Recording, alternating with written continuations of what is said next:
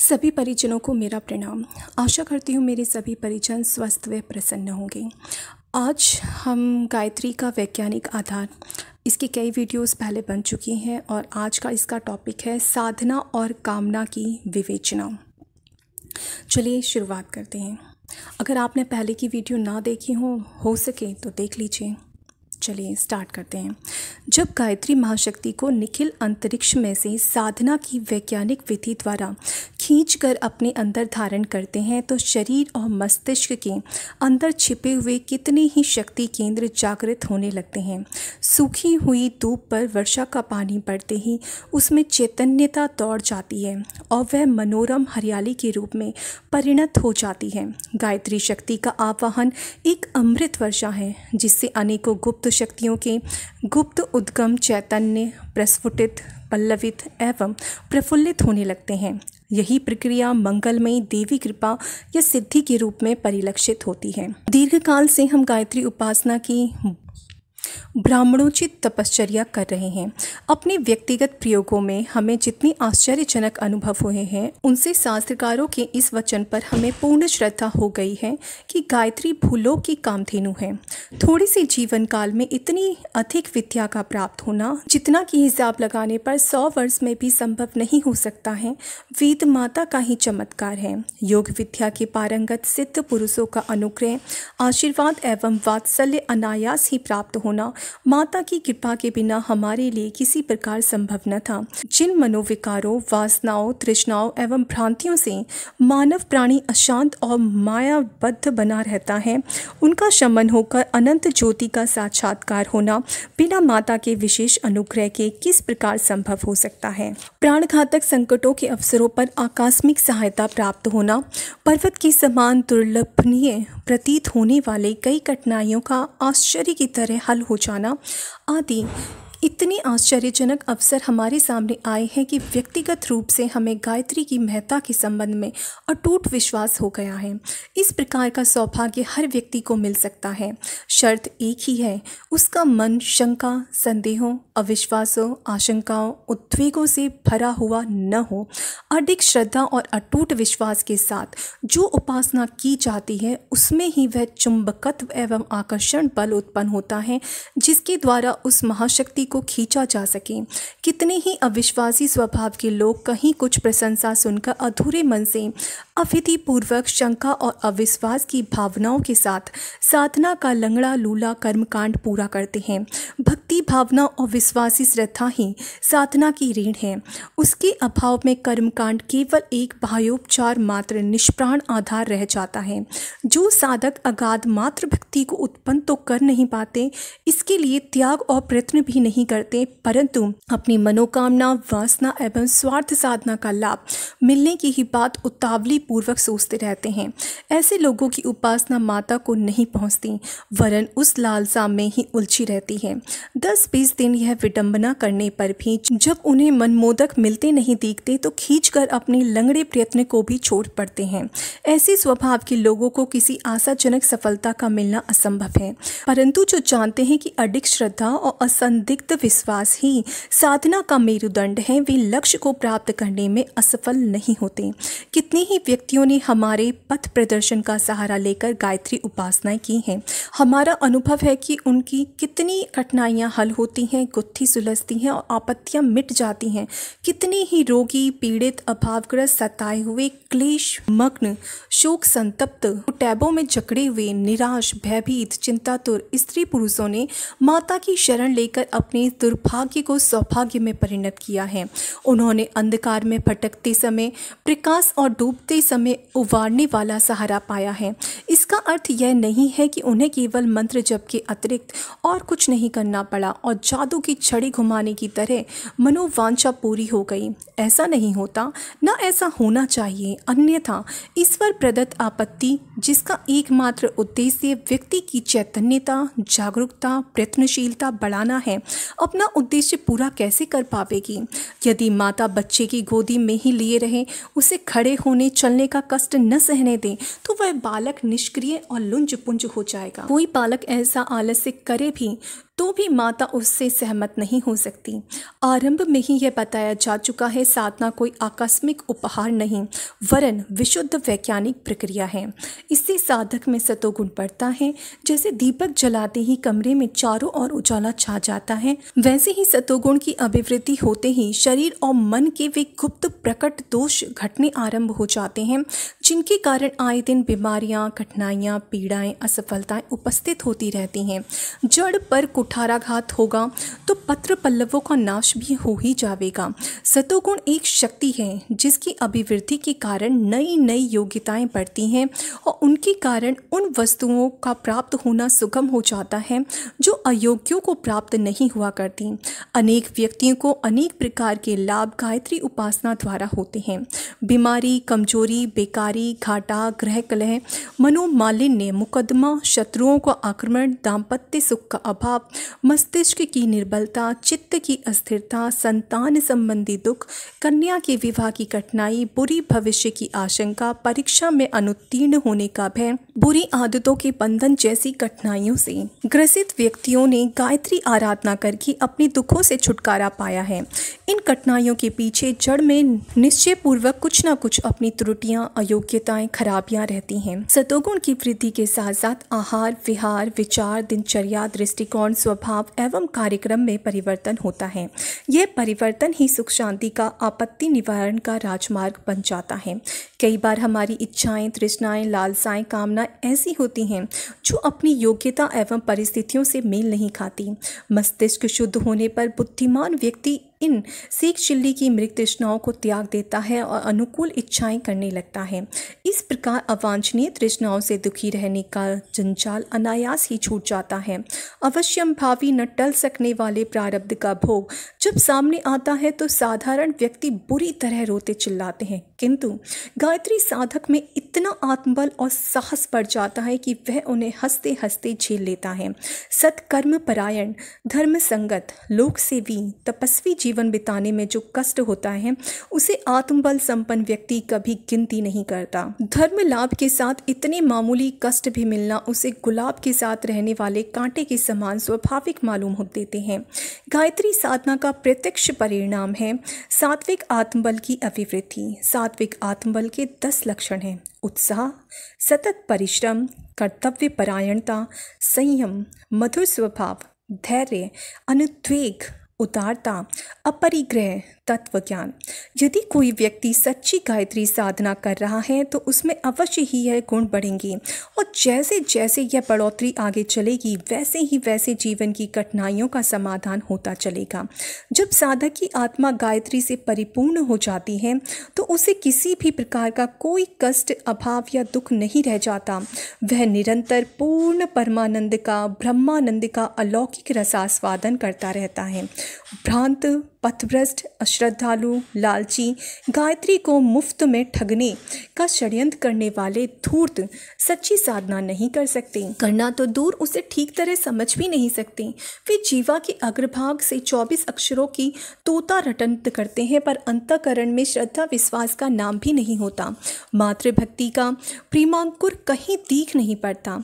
जितनी मिनट 22 अक्षर रटते हैं उतने समय अपनी अवांछनीय, अनैतिक, अवास्तविक मृग तृष्णाओं में ही मन लपलपाते रहते हैं। 10-5 दिन जप करने पर भी यदि उनकी सब तृष्णाएं पूरी नहीं हो गईं तो उनका साहस टूट जाता है और साधना को छोड़ बैठते हैं। साधना विधि के छोटे छोटे नियम बंधनों तक को गवारा नहीं करना चाहते। स्नान करके ही जप किया जाए, इसकी क्या जरूरत है? बिना स्नान के ही साधन क्यों नहीं किया जा सकता? ऐसे ऐसे तर्क प्राय रोज ही हमारे सामने रखे जाते हैं। किसी को पथ प्रदर्शक या गुरु मानते हुए उन्हें अपनी तौहीन मालूम देती है। दान पुण्य के नाम पर 1 कौड़ी खर्च करना वज्र उठाने के समान भारी मालूम पड़ता है। ऐसे लोगों की साधना विडंबना प्राय निष्फल रहती है। वे सोचने लगते हैं कि हमारे सब काम गायत्री करके रख जाएगी जाएगी, इसलिए हमें अब कुछ करना नहीं है। वे अपने रहे बचे प्रयत्न को भी छोड़ बैठते हैं। आलस्य, अकर्मण्यता और परावलंबन की मनोवृत्ति में केवल कार्य नाश ही हो सकता है। ऐसी दशा में उनका लंगड़ा लूला अविश्वास भी नष्ट हो जाता है और भविष्य में आत्मविद्या के सदुपयोग से कोई लाभ उठाने का उनमें उत्साह भी नहीं रहता। इन खतरों से हम अपने पाठकों को भली प्रकार आगाह कर देना चाहते हैं। उपरोक्त प्रकार की छिछोरी बुद्धि के साथ बाल क्रीड़ा के साथ साधना करना निष्प्रयोजन है। कभी कभी तत्काल आश्चर्यजनक परिणाम भी होते अवश्य हैं, पर सदा ही वैसी आशा नहीं की जा सकती। वेद माता की आराधना एक प्रकार का आध्यात्मिक कायाकल्प करना है। जिन्हें कायाकल्प कराने की विद्या मालूम है, वे जानते हैं कि इस महाअभियान को करते समय कितने धैर्य और संयम का पालन करना होता है। तब कहीं शरीर की जीर्णता दूर होकर नवीनता प्राप्त होती है। गायत्री आराधना का आध्यात्मिक कायाकल्प और भी अधिक महत्वपूर्ण है। उसके लाभ केवल शरीर तक ही सीमित नहीं है, वरन शरीर, मस्तिष्क, चित्त, स्वभाव, दृष्टिकोण सभी का नव निर्माण होता है और स्वास्थ्य, मनोबल एवं सांसारिक सुख सौभाग्यों में वृद्धि होती है। ऐसे असाधारण महत्व के अभियान में समुचित श्रद्धा, सावधानी, रुचि एवं तत्परता रखनी पड़े तो इसे कोई बड़ी बात न समझना चाहिए। केवल शरीर को पहलवानी के योग्य बनाने में काफ़ी समय तक धैर्यपूर्वक व्यायाम करते रहना पड़ता है। दंड बैठक और कुश्ती आदि के कष्ट साध्य कर्मकांड करने होते हैं। दूध, घी, मेवा, बादाम आदि में काफ़ी खर्च होता रहता है, तब कहीं जाकर पहलवान बना जा सकता है। क्या आध्यात्मिक कायाकल्प करना पहलवान बनने से भी कम महत्व का है? बीए की उपाधि लेने वाले जानते हैं कि उनने कितना धन, समय, श्रम और अध्यवसाय लगाकर तब उस उपाधि पत्र को प्राप्त कर पाए हैं। गायत्री की सिद्धि प्राप्त करने में यदि पहलवान या ग्रेजुएट के समान प्रयत्न करना पड़े तो यह कोई घाटे की बात नहीं है। प्राचीन काल में हमारे पूर्वजों ने जो आश्चर्यजनक सिद्धियां प्राप्त की थी, उसका उन्होंने समुचित मूल्य चुकाया था। हर एक लाभ की उचित कीमत देनी होती है। गायत्री साधना का आध्यात्मिक कायाकल्प यदि अपना उचित मूल्य चाहता है तो उसे देने में किसी भी ईमानदार साधक को आनाकानी नहीं करनी चाहिए। यह सत्य है कि कई बार जादू की तरह गायत्री उपासना का लाभ होता है। आई हुई विपत्ति अति शीघ्र दूर हो जाती है और अभिष्ट मनोरथ आश्चर्यजनक रीति से पूरे हो जाते हैं। पर कई बार ऐसा भी होता है कि अकाट्य प्रारब्ध भोग न टल सकें और अभिष्ट मनोरथ पूरा न हो। राजा हरिश्चंद्र, नल, पांडव, राम, मूर्धवत जैसे महापुरुषों को होनहार भवितव्यता का शिकार होना पड़ा था। इसलिए सकाम उपासना की अपेक्षा निष्काम उपासना ही श्रेष्ठ है। गीता में भगवान ने निष्काम कर्मयोग का ही उपदेश दिया है। साधना कभी निष्फल नहीं जाती, उसका तो परिणाम मिलेगा ही। पर हम अल्पज्ञ होने के कारण अपना प्रारब्ध और वास्तविक हित नहीं समझते। माता सर्वज्ञ होने से सब समझती है और वह वही फल देती है जिसमें हमारा वास्तविक लाभ होता है। साधन काल में एक ही काम हो सकता है, या तो मन शक्ति में तन्मय रहे या कामनाओं की मनमोदक खाता रहे। मनमोदकों में उलझे रहने से भक्ति नहीं रह पाती, फलस्वरूप अभिष्ट लाभ नहीं हो पाता। यदि कामना को हटा दिया जाए तो उस ओर से निश्चिंत होकर समग्र मन भक्तिपूर्वक साधना में लग जाता है। तदनुसार सफलता का मार्ग प्रशस्त हो जाता है। कोई युवक किसी दूसरे युवक को कुश्ती में पछाड़ने के लिए व्यायाम और पौष्टिक भोजन द्वारा शरीर को सुदृढ़ बनाने की उत्साहपूर्वक तैयारी करता है। पूरी तैयारी के बाद भी कदाचित वह कुश्ती पछाड़ने में असफल रहता है तो ऐसा नहीं समझना चाहिए कि उसकी तैयारी निरर्थक चली गई। वह तो अपना लाभ दिखाएगी ही। शरीर की सुदृढ़ता, चेहरे की कांति, अंगों की सुडौलता, फेफड़ों की मजबूती, बलवीर्य की अधिकता, निरोगता, दीर्घ जीवन, कार्य क्षमता, बलवान संतान आदि अनेकों लाभ उस बढ़ी हुई तंदुरुस्ती से प्राप्त होकर रहेंगे। कुश्ती की सफलता से वंचित रहना पड़ा ठीक है, पर शरीर की बल बुद्धि द्वारा प्राप्त होने वाले अन्य लाभों से उसे कोई वंचित नहीं कर सकता। गायत्री साधक अपने काम में प्रयोजनों में सफल न हो सके तो भी उसे अन्य अनेकों मार्गों से ऐसे लाभ मिलेंगे जिनकी आशा बिना साधना किए नहीं की जा सकती। बालक अनेकों चीजें मांगता है पर माता उसे वह चीजें नहीं देती। रोगी की सब मांगे भी बुद्धिमान समान परिचर्या करने वाले पूरी नहीं करते। ईश्वर की सर्वज्ञता की तुलना में मनुष्य बालक और रोगी के ही समान है। जिन अनेकों कामनाओं को हम नित्य करते हैं, उनमें से कौन हमारे लिए वास्तविक लाभ और हानि करने वाली है, इसे हम नहीं जानते, पर ईश्वर जानता है। यदि हमें ईश्वर की दयालुता और भक्त वत्सलता पर सच्चा विश्वास है, तो कामनाओं को पूरा करने की बात उसी पर छोड़ देनी चाहिए और सारा मनोयोग साधना पर लगा देना चाहिए। ऐसा करने से हम घाटे में नहीं रहेंगे, वरन सकाम साधना की अपेक्षा अधिक लाभ में ही रहेंगे। इतिहास जानता है कि सम्राट अकबर रास्ता भूलकर एक निर्जन वन में भटक गया। वहां उनका उदार आतिथ्य किया। उनकी रूखी सूखी रोटी का अकबर ने कुछ दिन बाद विपुल धनराशि में बदला दिया। यदि उस बनवासी ने अपनी रोटी की कीमत उस वक्त मांग ली होती, तो वह राजा का प्रीति भाजन नहीं बन सकता था। सकाम साधना करने वाले मतलबी भक्तों की अपेक्षा माता को निष्काम भक्तों की श्रद्धा अधिक प्रिय लगती है। वे उसका प्रतिफल देने में अकबर से भी अधिक उदारता दिखाती है। हमारा दीर्घकालीन अनुभव है कि कभी किसी की गायत्री साधना निष्फल नहीं जाती, न उल्टा परिणाम ही होता है। आवश्यकता केवल इस बात की है कि हम धैर्य, स्थिरता, विवेक और मनोयोग पूर्वक कदम बढ़ाएं। इस मार्ग में छिछोरेपन से नहीं, सुदृढ़ आयोजन से ही लाभ होता है। इस दिशा में किया हुआ सच्चा पुरुषार्थ अन्य किसी भी पुरुषार्थ से अधिक लाभदायक सिद्ध होता है। आज के लिए इतना ही। आगे फिर इसको हम पूरा करेंगे कई और वीडियोस में। और मैं चाहती थी कि एक एक करके हम जितनी पुस्तकें हैं गुरुदेव की, उनको जो हमने शुरू कर रखी हैं उनको हम फिनिश करें, ताकि नई और जो पुस्तकें हैं उनको हम कर पाएँ। तो फ़िलहाल तो मेरा यही है उद्देश्य कि जितनी हमारी पुस्तकें हम शुरू कर चुकी हैं, उनके बारे में हम एक एक दो तीन वीडियो बन चुकी हैं, उनको पहले हम फिनिश कर लें। तो ये है गायत्री का वैज्ञानिक आधार जो हमने आज पढ़ा। इसकी कई वीडियोस पहले बन चुकी थी और आज ये शायद तीसरी या चौथी वीडियो है इसकी। तो कोशिश करिएगा आप पढ़ पाएँ, सुन पाएँ। और जितनी भी वीडियो, मैंने बहुत सारी वीडियो बन चुकी हैं, 300 से ज़्यादा ही हैं वीडियोस।